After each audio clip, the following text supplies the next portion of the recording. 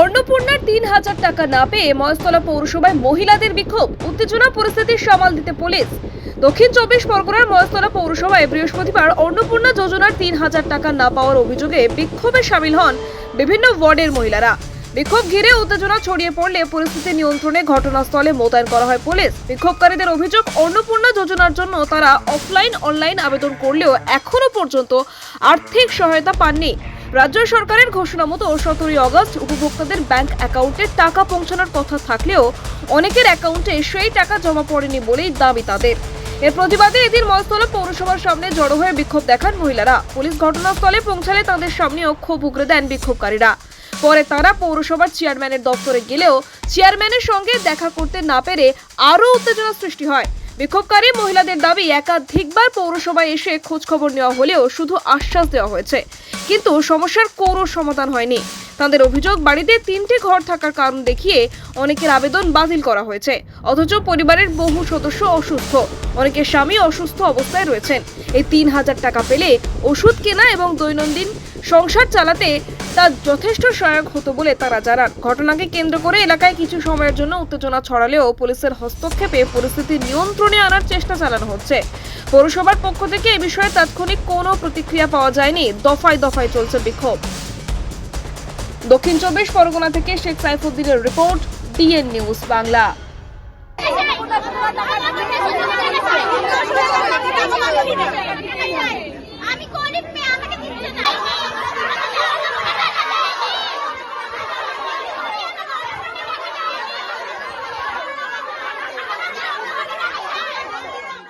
করেছি কারণ যাতে তাড়াতাড়ি হয় তার জন্য।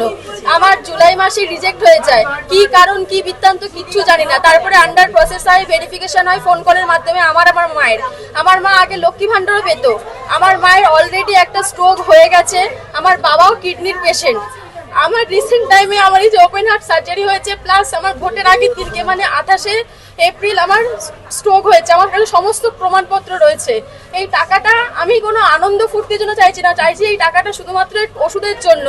আমারও 3টে রুমের প্রবলেম হচ্ছে, প্লিজ এই 3টে রুমটা তুলে দিলে খুব ভালো হয়, খুবই ভালো হয়। আমার বাবার দর্জির দোকান, সামান্য দর্জির দোকান। আমরা কেউ একটা পয়সা এক্সট্রা রোজগার করি না, কোনো চাকরি করি না, কিচ্ছু করি না, তা সত্ত্বেও এই টাকাটা এখন পর্যন্ত পাচ্ছি না।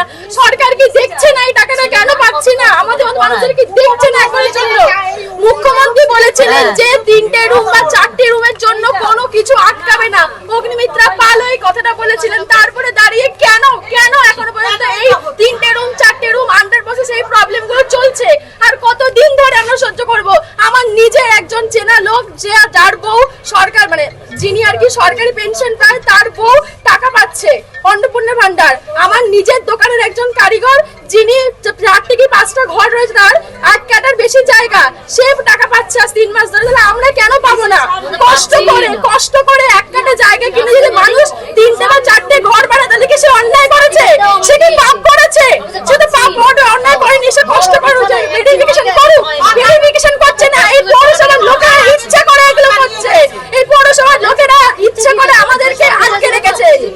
এগুলো কি রাজনীতিক বা কতভাবে হচ্ছে? আমরা রাজনীতি করছি না, আমরা তো সাধারণভাবে কাজটা করছি।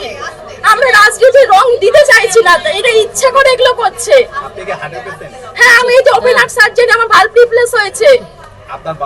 আমার বাবা একজন কিডনির পেশেন্ট, তার এই 2025-এ ধরা পড়েছে এবং আমার বাবা 2015-তে সেলিব্রাল স্ট্রোক হয়েছিল, মাথায় সেলিব্রাল স্ট্রোক হয়েছিল।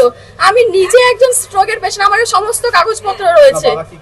আমার বাবার একজন দর্জির দোকান, একটা সামান্য লেডিস টেলারের দোকান রয়েছে মল্লিক বাজার মোড়ে।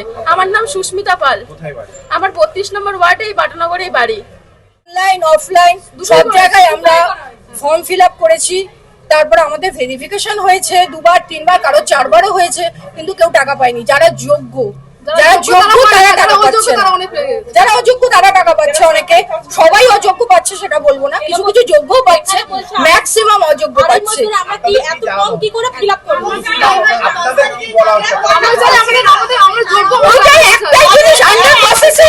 আন্ডার প্রসেস সবার কি একরকম স্ট্যাটাস হতে পারে?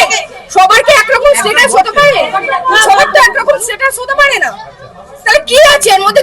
গাফিলতি কারা? যারা আমরা আশা কর্মীদের ফোন করছি তারা বলছে যা করবি করেছে, পৌরসভার লোক করেছে। আমরা প্রত্যেকটা ফর্মে আমরা ইয়েস করে দিয়েছি।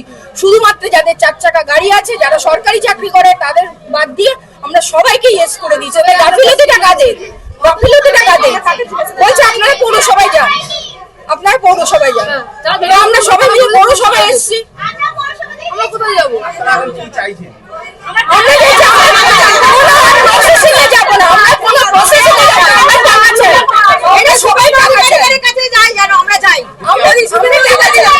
এটা যেন আমাদের মুখ্যমন্ত্রী কাছে যায়। জয়িতা নন্দী, জয়িতা নন্দী, জয়িতা নন্দী, জয়িতা নন্দী। আমাদের মূল দাবি হলো যবে থেকে অন্নপূর্ণা পোর্টাল চালু হয়েছে আমরা প্রথমে অফলাইন করেছিলাম, কিন্তু তারপরে জানতে পারলাম অফলাইনে কোনো কাজ হয়নি, গাঁটটি পেকিয়ে সমস্ত ফর্ম রেখে দিয়েছে। তারপরে আমাদেরকে বলা হলো অনলাইন ফিল আপ করতে, তাও আমরা অনলাইনে ফিল আপ করে দিয়েছি। 3 মাস হয়ে গেছে। গত 30শে জুন থেকে আমাদের আন্ডার প্রসেস দেখাচ্ছে। আজকে আগস্ট মাসের 20 তারিখ, আজ পর্যন্ত আন্ডার প্রসেসই দেখাচ্ছে। আমরা যখন এসছি বারংবার পৌরসভায় আমাদের অ্যাপ্লিকেশনের কাগজ নিয়ে, তখনও আমাদেরকে বলা হয়েছে বাড়িতে ভেরিফিকেশন কল যাবে। কারোর 2 বার, কারোর 3 বার, কারোর 4 বার ভেরিফিকেশন কল গেছে, কিন্তু এখনো পর্যন্ত আমাদের কারোর অ্যাকাউন্টে টাকা ঢোকেনি। গত সপ্তাহে যখন আমরা এসেছিলাম তখনও বলেছে যে 17 তারিখে টাকা ঢুকে যাবে। 17 তারিখ পেরিয়ে আজকে 20 তারিখ হয়ে গেছে। আজকে বেলা 12টার মধ্যে টাকা ঢোকার কথা ছিল, এখনো টাকা ঢোকেনি। আমাদের কারোর স্বামীরা সরকারি চাকরি করে না, ইভেন আমাদের বাড়িতে কোনো সরকারি চাকরি নেই। এই টাকাটা আমাদের প্রত্যেকের জন্য প্রচন্ড প্রয়োজন। আমাদের সবার ঘরে বাচ্চা কাচ্চা আছে, তাদের পড়াশোনা আছে, ওষুধপালা আছে, আমাদের হকের টাকা, সরকারের টাকা। এটা কেউ তো কারো ঘরের থেকে দিচ্ছে না। আমরা কোনো টাকা পাইনি। আমরা যতক্ষণ না টাকা পাবো আমরা আজকে এখান থেকে নড়বো না। আমাদের হকের টাকা আমাদেরকে দিতে হবে। কেননা রোজই আমাদেরকে ঘোরাচ্ছে, আজ নয় কাল, কাল নয় পরশু, অমুক দিন আসছে, অমুক দিন চলে যাচ্ছে। আমরা অনেক শুনে নিয়েছি 3 মাস, আর আমরা শুনবো না। আমার নাম নবনীতা রায়। আমার বাড়ি এই 28 নম্বর ওয়ার্ড। আমি গত জুনের 13 তারিখে আমি অন্নপূর্ণা ফর্ম ফিল আপ করেছি। করার পর থেকে যতবারই এখানে আসি ততবারই আমাকে বলেন যে আমি আন্ডার প্রসেসে আছি। তো আন্ডার প্রসেসিংটা কবে তুলবে, কবে তুলবে? আমরা তো বারবার আসছি, আবার হ্যাঁ আদৌ কি তুলবে না তুলবে না সেটা বলে দিক আমাদের, যে না আমরা তুলবো না। আমাদের ক্লিয়ার করে যায় না। আমাদের স্বামীরা হার্টের পেশেন্ট, আমরা এখানে আসি শুধু ওষুধের জন্য। কিছু টাকা পেলে আমাদের স্বামীদের ওষুধ দিয়ে সুস্থ করে করতে পারি। আমার স্বামী একদম দর্জির কাজ করে, কিন্তু হার্টের পেশেন্ট। কালকে হার্ট অপারেশন করার কথা, এখনো পর্যন্ত আমার কাছে সেরকম টাকা নিয়ে জোগাড় করতে পারিনি, আমি হার্ট অপারেশন করতে পারছি না। এখন চাইছি অন্নপূর্ণার টাকাটা দিলে আমাদের স্বামীদের ওষুধ কিনে কিছু খাওয়াতে পারি। আমার নাম শেরিনারা বিবি, আমার বাড়ি বাটানগর। আমি খুব অসহায়। আমার হাজবেন্ড 60 বছর হয়ে গেছে, কাজ করতে পারছে না। আমি বারবার এই পৌরসভা আসছি, আমার একটু দেখাচ্ছিল, কিন্তু এখন 3টে রুম দেখাচ্ছে। কিন্তু 3টে, আমি চাই সরকারের কাছে যে 3টে রুমটা তুলে নিই। 3টে রুম, শ্বশুর শাশুড়ি আছে, ছেলে বউ আছে, আমরা কি সবাই একটা ঘরে থাকবো? আপনি কি সেই 3টে রুম থাকার জন্যই কি টাকা পাচ্ছেন না? হ্যাঁ, আমি 3টে রুম থাকার জন্য, এরকম আমার মতো এখানে অনেকেই আছে 3টে রুম থাকার জন্য। আমার নাম অপর্ণা মণ্ডল।